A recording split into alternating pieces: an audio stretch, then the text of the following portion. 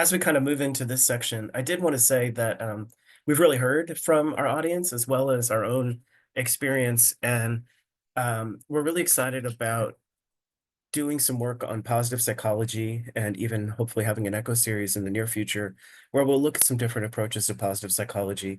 I know when we talk about the social determinants of health, we often talk about sort of negative life experiences. And this one allows us to begin to transition as we think about positive life experiences that lead to education and success. So the Search Institute launched the Social Capital Assessment and Learning for Equity Project in 2020. They received funding for the Bill and Melinda Gates Foundation. And so this idea of social capital is one I've used in my whole career, probably because I read Bowling Alone when I was in graduate school, and Robert Putnam really became kind of the buzzword, right? Self-efficacy and social capital were the buzzwords of the early 2000s. But this idea that the everything that we do in our success comes from a web of relationships. So when young people can access and mobilize to help improve, their relationships are what help them mobilize and access the things they need to have successful lives. So from this, we learn that all youth and young adults benefit from positive relationships, and increases in their social capital leads to both school and especially life success. Next slide, please. So when we talk about what is social capital, it's this web of supportive relationships. So Evelyn talked about it in SSNREs. It's this idea of the resources that arise that kids have.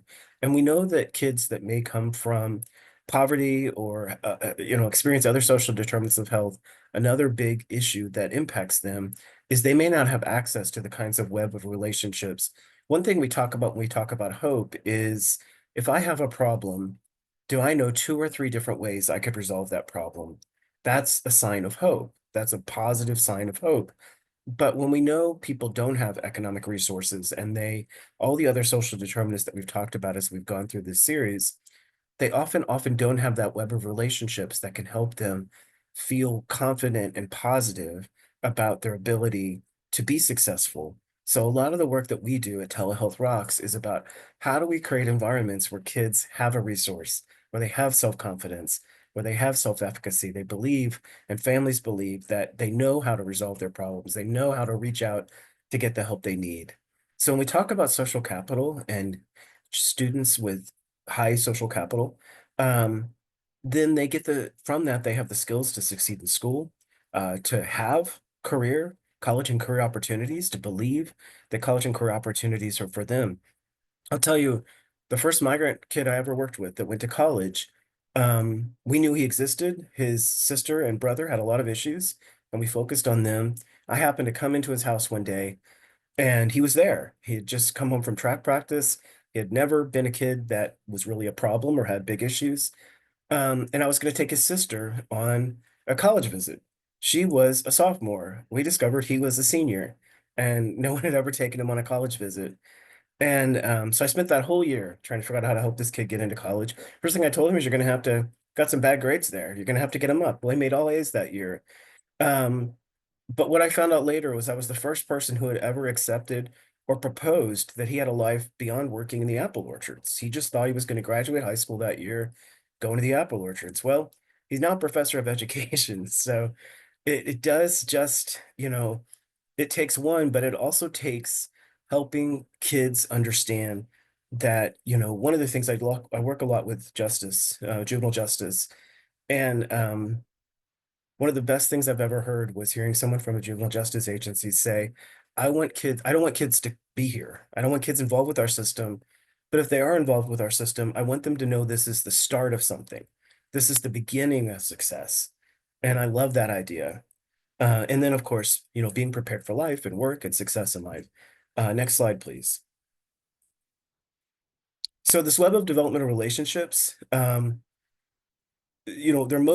supportive relationships are most strong when they're developmental. And so developmental relationship are those close connections through which young people discover who they are, gain abilities to shape their own lives, begin to believe that I'm the person who's responsible for my own success, and they learn how to interact and contribute, I can't say words today, to the world around them. Next slide, please.